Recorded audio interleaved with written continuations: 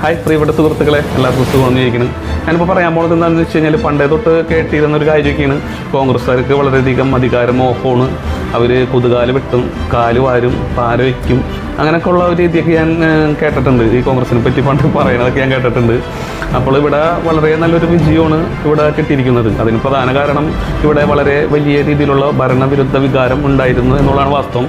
അപ്പോൾ CPM-ൻ്റെ പല രീതിയിലുള്ള രാഷ്ട്രീയവും അവരുടെ ഈ പറഞ്ഞ ഭരണത്തോടും വളരെയധികം നീരസം തോന്നിയ ജനങ്ങൾ അവർക്കൊരു പാഠം ആ പാർട്ടി പഠിക്കട്ടെ എന്നുള്ള ഒരു ഉദ്ദേശത്തോടെയാണ് കേരളത്തിലെ ജനങ്ങൾ എല്ലാവരും വോട്ട് ചെയ്തിട്ടുള്ളത് എന്നുള്ളതാണ് ഈ വോട്ടിൻ്റെ ഒരു ഫോർമാറ്റ് കാണുമ്പോൾ നമുക്ക് മനസ്സിലാവുന്നത്. അപ്പോൾ വളരെ രീതിയിൽ വേദനിപ്പിക്കുന്ന രീതിയിലുള്ളൊരു പരാജയമാണ് CPM ഏറ്റുവാങ്ങേണ്ടി വന്നതെന്നും ഈ സമയത്ത് നമ്മൾ ചിന്തിക്കേണ്ടതാണ്.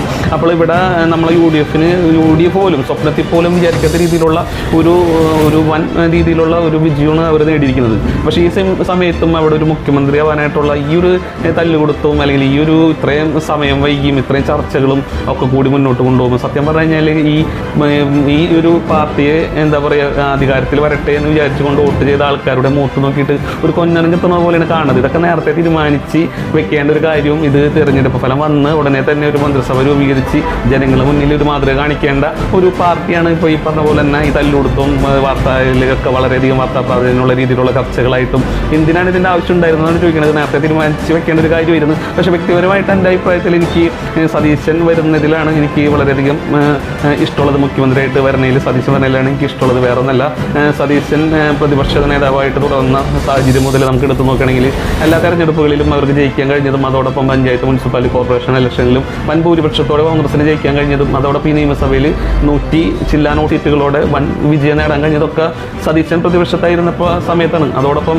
100 സീറ്റ് വാങ്ങിച്ചില്ലെങ്കിൽ ഞാൻ എൻ്റെ രാഷ്ട്രീയ ജീവിതം നിർത്തി വനവാസത്തിന് പോകുമെന്ന് അത്രയും കോൺഫിഡൻസിനോട് പറയാൻ കഴിഞ്ഞ ഒരു വ്യക്തി കൂടിയാണ് സതീശൻ. അപ്പോൾ അത്രയും ഒരു കോൺഫിഡൻസ് ആയിരുന്ന സതീശന് ഈ ഒരു പ്രതിപക്ഷത്തിൽ നിന്ന് ഈ ഒരു പാർട്ടിയെ നയിച്ചുകൊണ്ട് പോയപ്പോഴുണ്ടായിരുന്ന കാര്യം. അപ്പോൾ അതേപോലെ എല്ലാവരും സതീശൻ പറഞ്ഞ പോലെ തന്നെ എല്ലാ കാര്യങ്ങളും നടന്നുകൊള്ളാനോട് വാസ്തവം. കാരണം ആൾ പറഞ്ഞ പോലെ തന്നെ ആ ഒരു ഫോർമാറ്റിൽ എല്ലാ കാര്യങ്ങളും പോവുകയും വൻ വിജയം നേടാൻ കഴിയുകയും ചെയ്തു. അപ്പോൾ ആൾക്ക് തന്നെയാണ് അതിനൊരു ക്രെഡിറ്റ് കൊടുക്കേണ്ടതും. ആൾ തന്നെയാണ് ഒരു മുഖ്യമന്ത്രി ആക്കണമെന്നാണ് വ്യക്തിപരമായിട്ട് എനിക്ക് തോന്നുന്നത്. പിന്നെ രമേശ് ചെന്നിത്തല പണ്ടേ തൊട്ടുള്ള ഒരു പ്രവർത്തകനാണ്. പ്രായം കുറേ ഇനി ആൾക്ക് ഇനി ഒരു ടൈം ഉണ്ടാവും എന്ന് പറയാൻ പറ്റില്ല. അപ്പോൾ ആ ഒരു സാഹചര്യത്തിൽ എനിക്കിപ്പോൾ ആളോട് എനിക്ക് വേറെ ദിവസമൊന്നും തോന്നിയില്ല. പക്ഷേ എനിക്ക് മറ്റേ വേണുഗോപാൽ വരുന്നതിൽ എനിക്ക് യാതൊരു താല്പര്യമില്ല. കാരണം വെച്ചിട്ടുണ്ടെങ്കിൽ ഒരു കഷ്ടപ്പെട്ട് ഒരു മരം വെച്ച് ആ മരം വെള്ളമൊഴിച്ച് വലുതാക്കി ആ മരത്തുമ്പോൾ കുറേ കായ്കളുണ്ടായി. ആ കായ ഒട്ടിക്കാൻ വേണ്ടിയിട്ട് വലിയ രീതിയിൽ വന്ന് വേണുഗോപാൽ ഇവിടെ കിടന്ന് കാണിക്കുന്നതാണ് സത്യം പറഞ്ഞ ചിരി വരികയാണ്. കാരണം ഒരു MP ആയിട്ടിരിക്കുന്ന ആൾക്ക് MP ആയിട്ടിരുന്നാൽ പോലെ ജനങ്ങൾ തെരഞ്ഞെടുത്ത് വിട്ടല്ലേ. എന്നിട്ട് അത് പോരാണ്ട് അയാൾക്ക് വീണ്ടും വന്നിട്ട് ഇവിടെ മുഖ്യമന്ത്രി ആവുന്നത്. അപ്പോൾ 2 തെരഞ്ഞെടുപ്പാണ് ഇതോടൊപ്പം നടക്കേണ്ടത്. ഇതിൻ്റെയൊക്കെ ആവശ്യം എന്തിനാണിത്? ഇത്ര വലിയ എന്താ പറയുക, ഇവരൊക്കെ വലിയ പൊസിഷനിൽ ഇപ്പോൾ ഇരിക്കുമ്പോഴും ഈ